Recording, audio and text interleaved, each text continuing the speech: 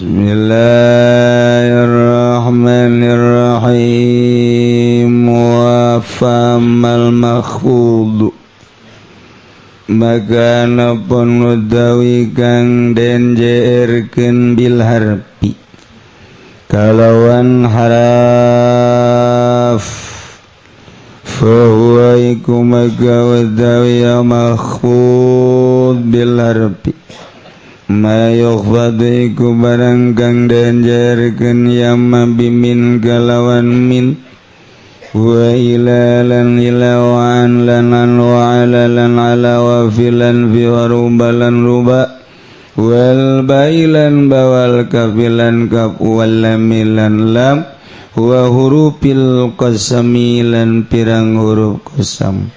wa hiya lan ladaya hurufil qasam al waw iku wal baulan bawa taulan ta wa biwawi rubalan kalawan waw rubawa bimudlan kalawan mud wa bimundulan kalawan mundu.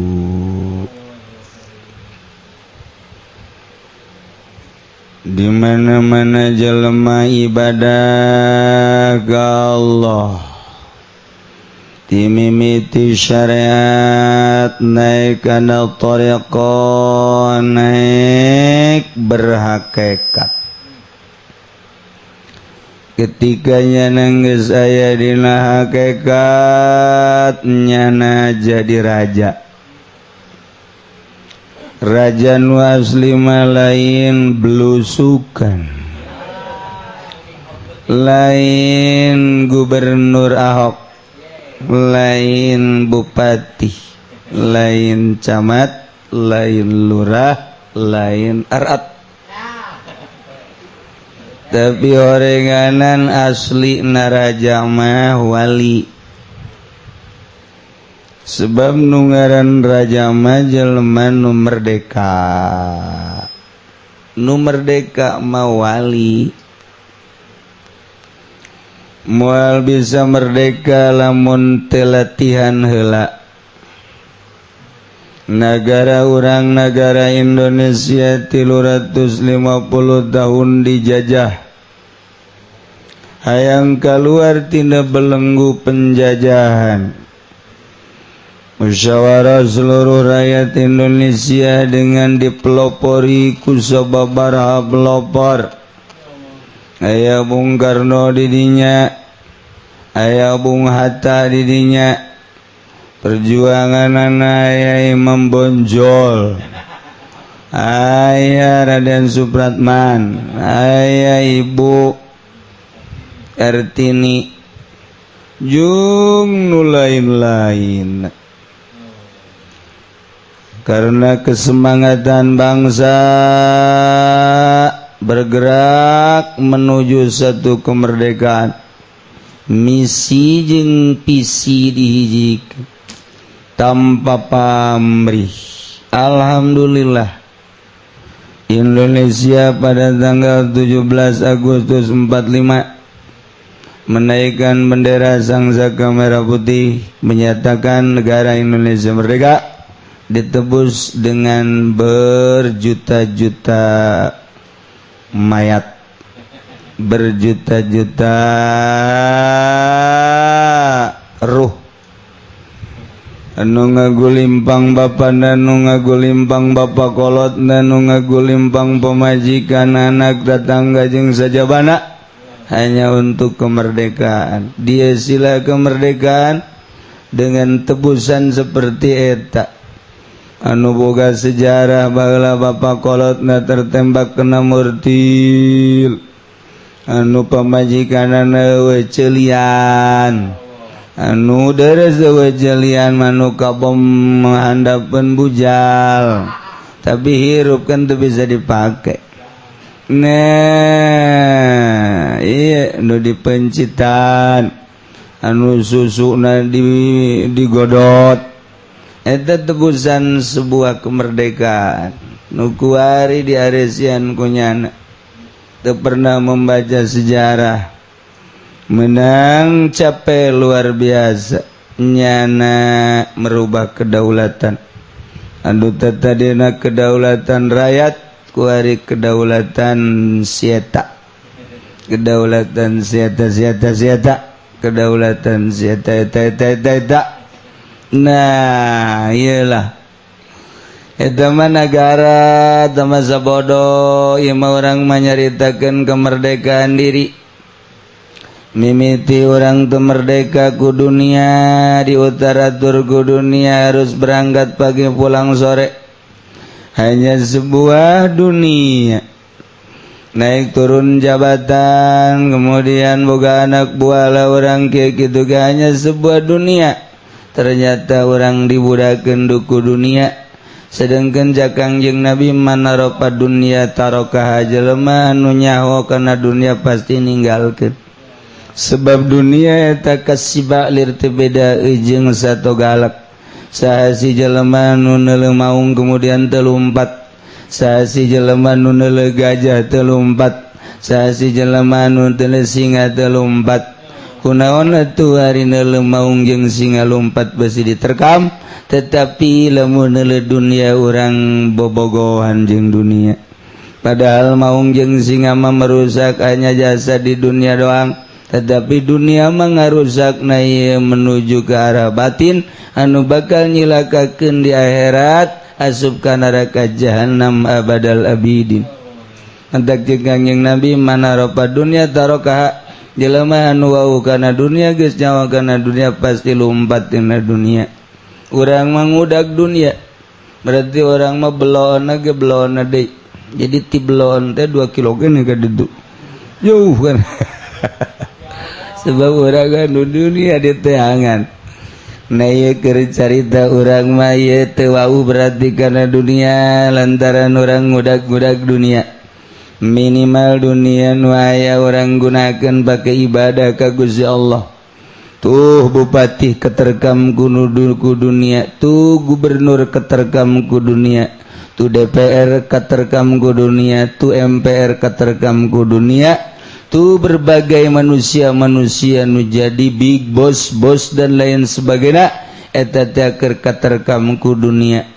di mana dunia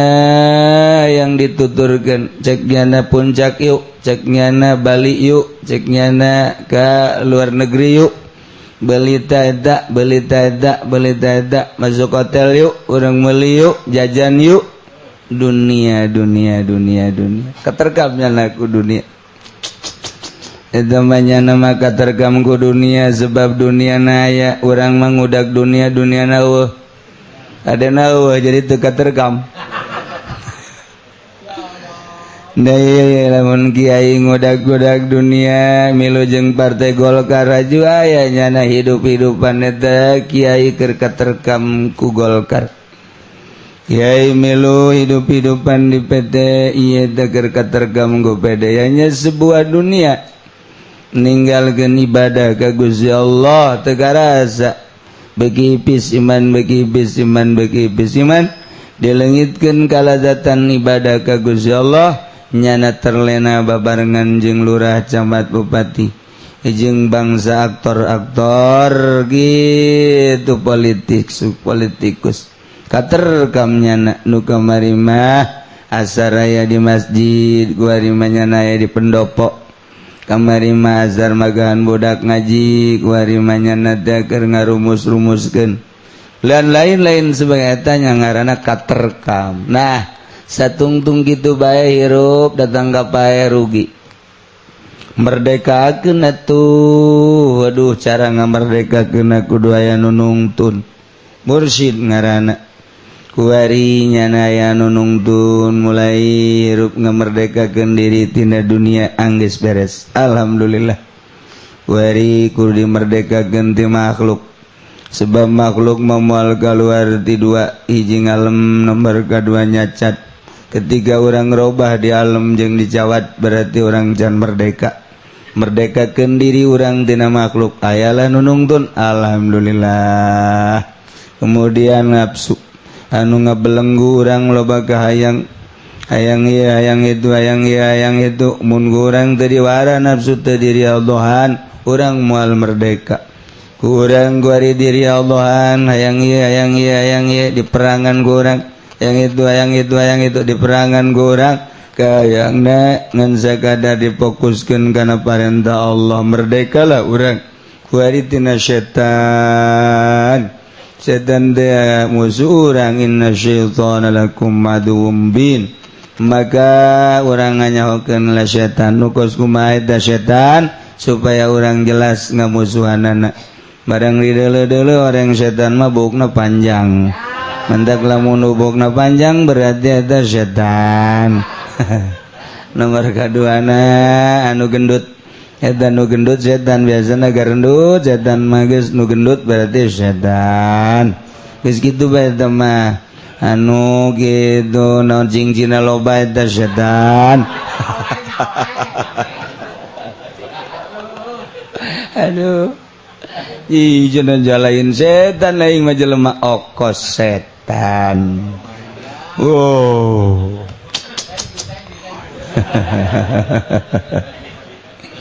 tapi aya penemuan baru di sebuah kendaraan di kereta api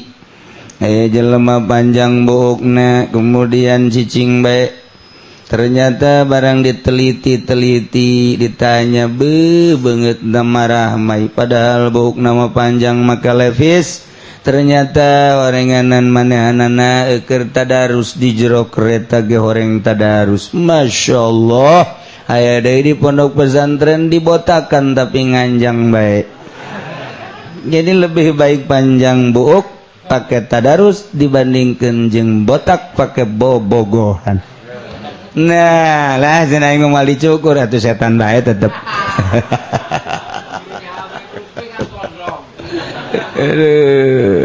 yembung di setan-setan nyana ngomong bae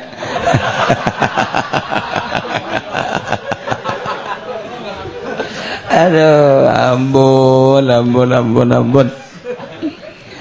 itulah ibadah ka Gusti Allah horenganan terjal loba tanjakan-tanjakan disebut aqabah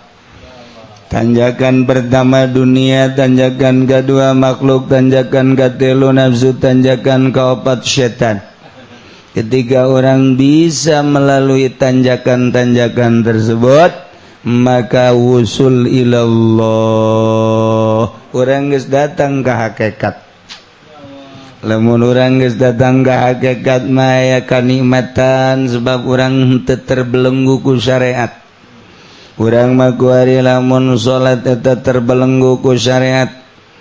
ketika orang salat nangtung kemudian difokuskeun make niat usolli fardhu zuhri 4 rakaat mustaqbilal Ka'bah Allahu akbar orang mah terbelenggu ku syariat tapi jelema geus datang ka hakikat mah moal kitu aing ye dihirupan nage ku Allah ruh aing ditiupkeun nage ku Allah sementara ruh aing geus waweuheun jeung Allah di alam arwah geus ditanya alastu bi rabbikum lain ta aing pangeran sira qalu bala syahidna roh kabeh teh ngaku Gusti teh pangeran ketika diasupkeun ka awak urang berarti nyana geus waweuheun jeung Allah kuari dididik urang teh di pondok pesantren bersyariat berthariqah nyana geus datang ka hakikat asli nama roh teh geus waweuheun ieu jeung Gusti Allah geus atuh nu ngahirupkeun Allah nu ngamaotkeun Allah nu ngagerakeun Allah nu nyicingkeun Allah kabeh Allah aing lempang nang Allah datang ke masjid nang Allah nangtung di dinya nang Allah waktuna jam sakitu pas berarti salat zuhur berarti atuh geus bete kudu salat Allahu akbar hakikat diusoli ge eta teh maksudna mendeuk salat zuhur sementara jelema anu berhakikat bang geus wauheun qalbuna hadir jeung Allah nu mantak usoli teh kan ngahadirkeun Allah lantaran urang mancan terasa hadirna Allah ketika jelema nu ibadah geus ngaleungitkeun tanjakan nu opat tadi maka hadir Allah di jero hate dengan kehadiran Allah lainnya nu ngarasakeun lempang tapi Allah lainnya nu ngarasakeun takbir tapi Allah lainnya nu ngarasakeun gerak jeung cicing tapi Allah sebab Allah kan maha segala-galana nyana ngiptakeun Allah nyana digerakkeun ku Allah geus al muharriku wal musakkin adalah Allah geraknya gerak Allah cicingna cicing Allah deuleunya deuleu Allah dengenya denge Allah sebab naon sebab di dirina hadir Allah ketika Allah hadir maka innama amruhu idza arada syai'an ayyakula lahu kun fayakun Allah ketika ngajadikeun sesuatu cak Allah kun fakayakun maka wujudlah maka kun fayakun Allah dibikeun ka jelema anu nyana di hadiran ku Allah atuh lain nyana ieu nu ngomong Allah geus kun nyana kun Allah nu mantak ayang ka Banten atuh beureum bae jalain nyana ieu Allah ayang ka Irak atuh beureum bae nyana menjalain nyana ieu Allah maksudna kumaha maksudna ka Banten beureum datang henteu asal beureum bae tambah sos jelema nu neuleuh tanah saya tak tanah batur ukur habak coba maksudna naon tanyakeun usaha atuh calon maribut tanyakeun aju laporan deui geus ditanyakeun usaha anu Mang Zaid atuh geus ditanyakeun mah ti lain bos deuk beuri teh henteu engeuh ditagih nanyakeun goblok entek sing ade jeung bos mah tuh tanyakeun tatana saha aja ukur urang mah nanyakeun ngukur geus endai ieu Pak geus diukur geus tanyakeun geus aja kunaon tuh ieu nu sabaraha dibeulina sanuk meuli aing mah ditagih nanyakeun jeung ngukur aduh puyeng aing ditelu bisa tah bos dah lah ieu urang lamun nyaritakeun alam tadi geserkeun basa etik tah urang ge nyai-nyayan heueuh oge ngan ulah naon nu mantak ulah ieu kan ngajina umum mantak bari lalagaan ge urang mun ngaji kos ge serius be atuh ujianna ka imah ge geus datang ka imah langsung ka kamar bluk wah cek pamajikan kunaon dia kunaon jadi kieu tas ngaji pokona mah bakal ngahakekat urang bakal ngahakekat mentak teu meunang ilmu hakikat dijelaskeun aslina sebab can wayah urangna teu masantren aya nu masantren ge atuh eta tadi ngan umur masantrenna doang nu kebel jadi pondok nama nyaeta teh kos kitu ya pancen kiai sok sombong sia ulah sok aju ngagetak ka aing kadeuleu kitabna Pansa Paris salembar aya coretan 2 lembar eueuh salembar aya 2 lembar itu mencatan dah eta kos kitu berarti sia teu istiqomah eta atuh ai kitu onam sia sok aju ka aing teh jeneng duh kiai sok sombong lain sombong deuleu kitab sia malah tafsir Munir sia ka mana eueuh dijual pakai nganjang tuh kan tapi ja geus kos kitu bae geus rada nyai-nyayan tuh mantak lamun urang ngaguru ka guru mursyid ngeunaheun bakalna sebab naon cara-cara ngahakekatna dibere nyaho kuyan saeutik bae tadi tah atuh kunaon make jeung heseen amat kabelenggu ku syariat ja di alam arwah roh urang geus wauheun jeung Allah boro-boro urang kafir ge rohna mah wauheun ka Allah ketika diasupkeun ka awak urang kok jadi teu wauh jeung Allah nu tadi dunia makhluk nafsu jeung setan ngahalangan ka wauh roh ka Allah ketika nu eta geus dipiceun bray ngagebray ieu teh tabir halang jih atuh jeung Allah mah atuh geus teu make syariat hartina teu make teu usoli jeung Allah jangan salat teh gelinnya anak Allah mantak sa Siti Jenar dipanggil Jenar ka dieu eueuh Jenar ege Allah Allah ka dieu eueuh Allah ege Jenar eta hese saudara manunggaling kaula Gusti bernyat-nyatu antara dirinya jeung Allah sasar teh urang ngomong geus kitu emang teh sasar atuh sasar sebab naon urang mah muhdasah urang mah hadis Allah mah godim masa ngahiji nu godim jeung nu hadis nah di dieu nu urang khawatir ieu kan menceritakeun perasaan eta menceritakeun wujud kidam baqau maqala bal hadis kiamun la eta mah sakadar kembang lisan tama budak leutik ge bisa wajod gedam kok muqalafatun lilawadisi kembang lisan nama jai tauhid nama lain eta nyulusupna perasaan yakin ke jero gelbu di awak urang aya golbu di jero golbu teh aya sir aya golbu mah ieu mah sonubari bentukna okos buah sonubari ketika dioperasi aya jalain eta tapi eusi kandungan eta di awak urang jasad aya daging aya naon garang-garana kulit aya daging aya getih aya tulang di jerona aya rohan geus di awak urang aya roh di kolbu urang aya sir hijikeun gerage roh jeung sir eta lah ngahijikeun eta frekuensina ketika aku roh jeung sir maka bakal muka blak muka syafah ngaranna mentak isuk-isuk muka calana muka hasyafah bari utek-utekan atuh teh kudu subuh bae cak kabeh berojak mah kapan maunya aja luar biasa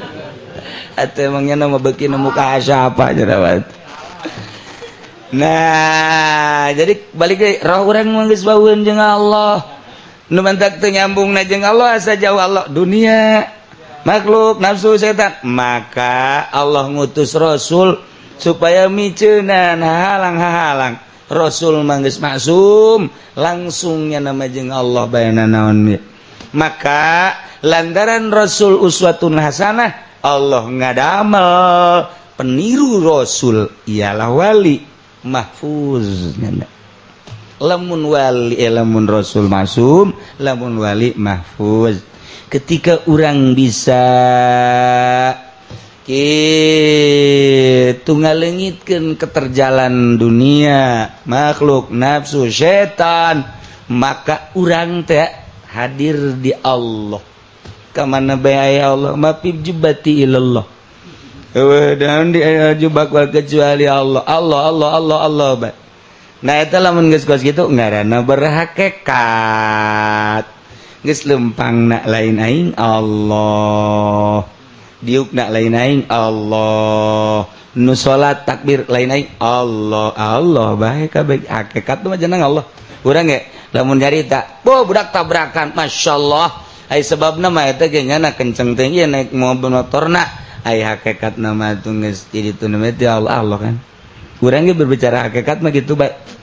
aduh eta budak kawin jeung nu geulis padahal mah jajore beungeut nama ai sebab nama nu mantak eta nyana beungeut jajore kawin ka nu geulis barahan sebab hakikat nama teh geus nang Allah bae ngahijikeun ai ku Allah dibere bogoheun mah sanajan geulis ka beungeut perang atuh bogoh bae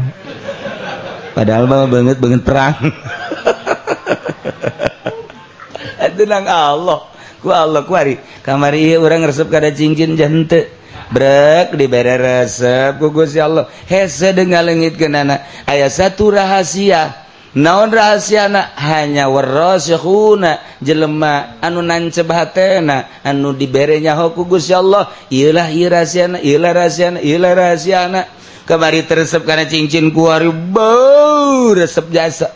malah lain sakadar resep ajunyana nampung cincin sanggeusna nampung waduh dijualan kunyana dicek kunyana make nit waduh anu make HP trek anu diadukeun ngagenyai macem-macem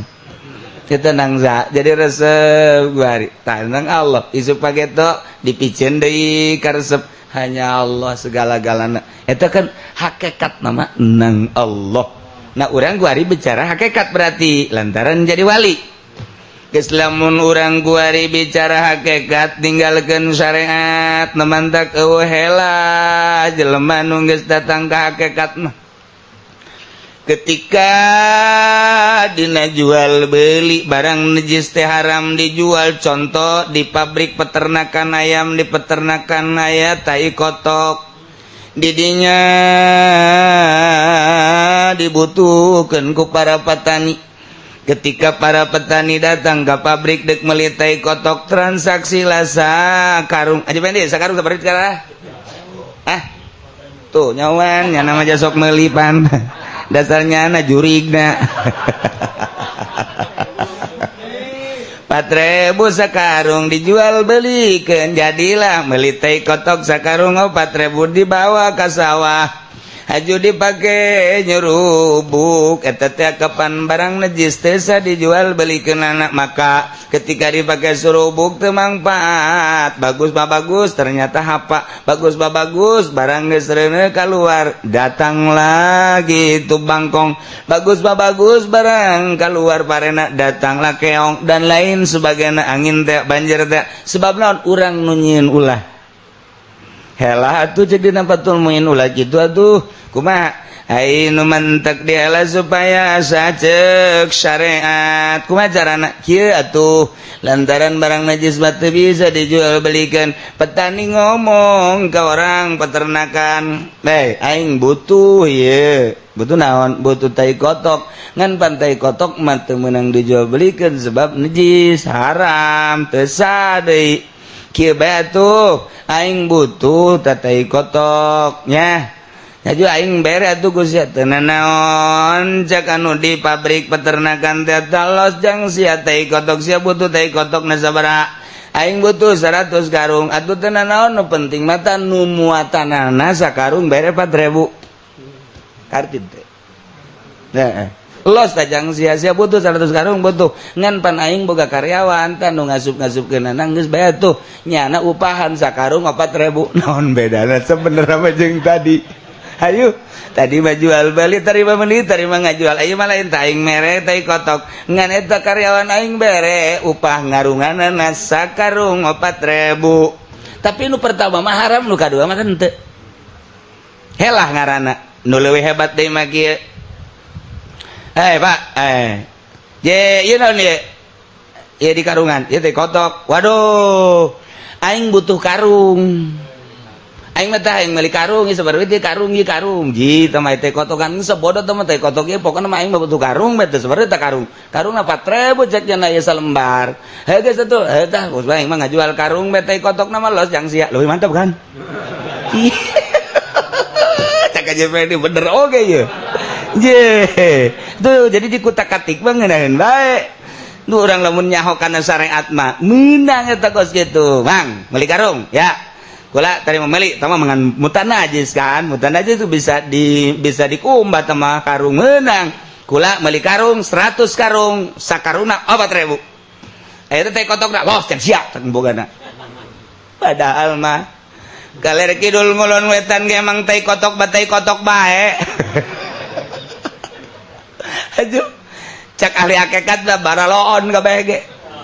anu pertama jual beli blon lantaran barang najis nu kadua ge dihelah atuh jangan nyahoon Allah mah sia kajen ngomong ka kalar ge kieu ge sia butuh teh kotok blon sanajan sia ngomong karung sabaraha duit tak karung 4.000 geus aing meuli karung lah cak Allah aing nyaho sia butuh teh kotok cak ahli hakikat lah guys teberes tuh kan kurang lamun ngaji patul muin mah bisa diulah helah ketika urang nyaritakeun hakikat haram bae geus ahli hakikat bahkan ahli waro haram bungin nya nama kos kitu je ieu mah halal nah los ya kakarak datang ka patul muin ngajina aing mah geus datang ka Arash boh luhur amat sia-sia aing pokona mah aing mah teu da tuh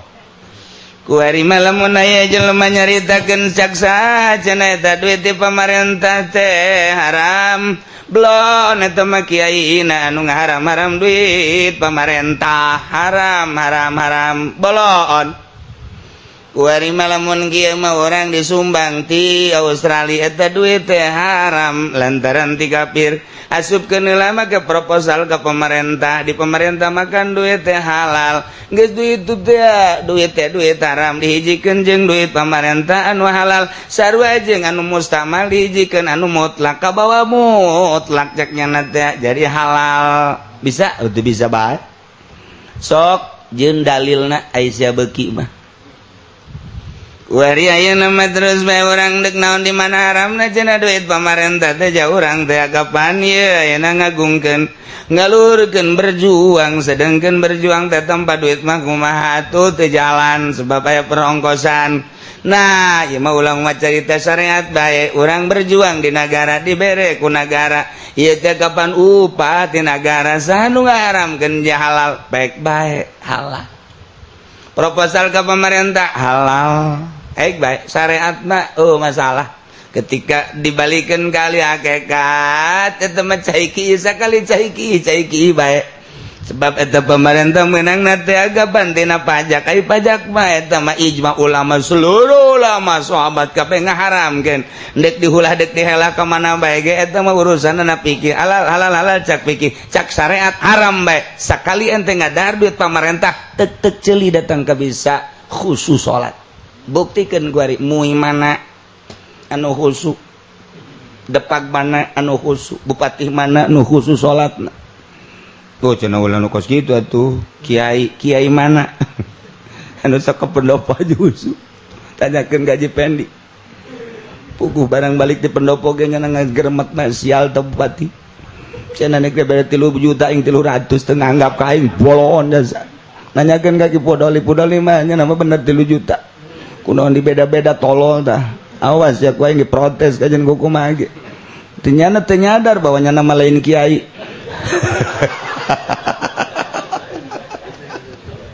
eta maksudna lain husu enak kos kitu tah aju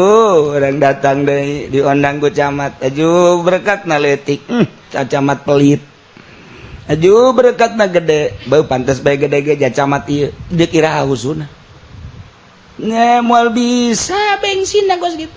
jadi kajenteun ngaler ngidul ngeten ngulon ge sakali haram-haram bae ahli hakikat ngaranna nu mantak sedakok mambungeun leumpang di jalan raya ndang pamarentahnya nama kudu di sisi bae embungeun ngaharamkeun jang dirina leumpang di jalan ngabangun pamarentah tuturkeun ku sia ahli hakikat modar bisa sia ayo moal gaudah kali hakikat mah ketika jana nanya kiai kunaon ngaharam-haram emang kunaon atuh jadi dalil lagi atuh leg-leg ku sia dalil ngaji naon sia atul muin ngaji naon sia batul wahab raudhah ikna leg-leg ku sia ai kiai naon kitabna aras oh budak geus anggeus-anggeusan tah atuh mal bisa ngomrol ahli syariat jeung ahli hakikat atuh mal bisa mandak beunang bae ku ahli hakikat da sebabnya nama geus ngolowong hatena geus eueuh akobahan nu mantak ieu mantak di dieu berarti nu mantak cicing di jero majelis berarti ngaji kajen hukum age teu kudu niatan nu mantak mau piring pasti endek dahar kajen hukum age nu mantak mau gelas atuh pasti dek nginum nu mantak nangtung di hareup sop berarti bener salat teu kudu usoli jelema anu nangtung di hareup kemudian make usoli sarua jeung dek nginum nyokot gelas niat kaula nyokot gelas dek nginum cai panas jeung di lamun panas teuing dek di lambon make nu tiis abe sedeng cak pamajikan ka urang kagerogol yuk niat palempang sorangan teh kudu dibuktikan kitulah kama qala Hujjatul Islam Al-Ghazali ente lamun can datang ka hakikat kitu bae riweuh terbelenggulah ente ku hakikat ku syariat kitu terbelenggu ku syariat capek ente ibadah make syariat coba make hakikat mantep jasa geus urang teh kudu tual-tual ka pamajikan asal urang kadinya pamajikan aya bae dicemplak siap berarti teu kudu mama siap enggak sih capek tah ngomong kos gitu mah mama siap kan atuh siap mama juga udah buka celananya belum udah buka dulu dong angel sama kos gitu mah atuh geus bae asal kadinya goblok krewek beres aduh jadi dibujeng enggalna bae hakikat mah teu kudu pupulupan palipidaan nah ieu mah keur carita ngan urang mah keur carita syariat nu geus datang ka hakikat ge tetep bae make hakikatna jang sorangan bae ketika dinu loba jelema maulah sok hakikatan padahal geus datang tetep nu ditembongkeun kudu syariat bae sanajan sakali waktu mah kanyahoan poho meureun nyana tapi ketika nyana itu di halayak rame syariat bae sebab naon engke berbeda nyana salat dina hakikat mah bakal berbeda naon sebabna berbeda teh sebabnya nama aya dina kalazatan jeung kang mantak rata-rata jelema nu geus datang ka hakikat mah carang daekeun jadi imam jarang sebab naon aya terbelenggu ai imam mah paneuh ai urang mah pan lain satungtung aing hirup aing bae jadi imam sia mah udah jadi imam geus dikontrak ya ku aing bimbar datang ka aing paeh bloon teh jelema guys panjang dongengna jeung kaharti ge kurang lamun dicaritakeun hakikat mah kaharti bakal kaharti sebab tina roh geus kos kitu tinggal miceunan doang kan cara miceunanna ya dituntun ku guru nu mantek teu bisa lamun guru oh nya roh urang geus wauheun jeung Allah nu mantak teu nyambung kahalangan ku dunia makhluk jeung setan maka urang piceunana tu cintana terhadap dunia makhluk nafsu jeung setan saha anu bisa guru mursyid tuntunlah sebab nyana geus dihon ka Allah tinggal gitu doang kan tah rumusna kuari manggeus jadi hakikat manehanana tidak menutup kemungkinan jelema nu geus berhakikat turun deui morosot jadi bersyariat deui lantaran aya gangguan-gangguan kurang kumaha kibar siso nu mantak pamal mapuduana pun jelema nu teu soledat jadi turun deui tina hakikat kana syariat anu mahfudna teh bil harfi ku huruf korenganan ieu teh isyarah kana hakikat aya jelema hakikat bizat aya hakikat bil asma aya hakikat bis sifat maka hiji-hijina huruf nuduhkeun kana ngabedol tina hakikat aya anu kaluar hakikat ku sebab bil harfi hurufna min teh manana ibtidail goyah lamun ila manana intihail goyah saeutik pisan kurang lamun digunakeun kana ibtida fil makan kitu kana intiha fil makan geus atuh aya jelema wali kagoda ku min min ibtidaul goyah timimitin ku ibtida padahal menyenang geus nguat-nguatkeun maneh aya dina hakikat nikmat tapi turun deui contoh nama aya jelema geus geunaheun jasa sanajan can datang ka hakikat nyana balik di pondok magan ngaji jeung santri nikmat luar biasa ka imah ka majlis ka mushola ka imah ka majlis ka masjid kitu bae ternyata dijamin ku Gusti Allah kabeladina ya anu datang ti pihak partai sakali dua kali tilu kali kabong bro nyana ku dunia nah ieulah jelema anu istiqomah dina magahan ngaji kuari ieu mahfud bil harfi lantaran kadatangan ku min tuh goyang geus tanyakeun ku tamu Waalaikumsalam Waalaikumsalam mamana teu aya ka mana nuju kampanye cak tamu sial amat ieu mama kampanye partai naon ceng Golkar nyana asup ka Golkar mama ku hari emang di pasihan naon Vespa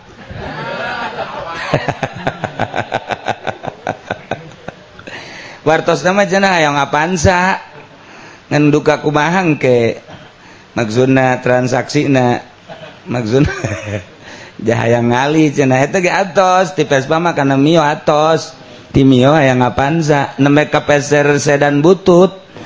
teu leumpang sedan bututna hayang Avanza entos Avanza hayang kawin deui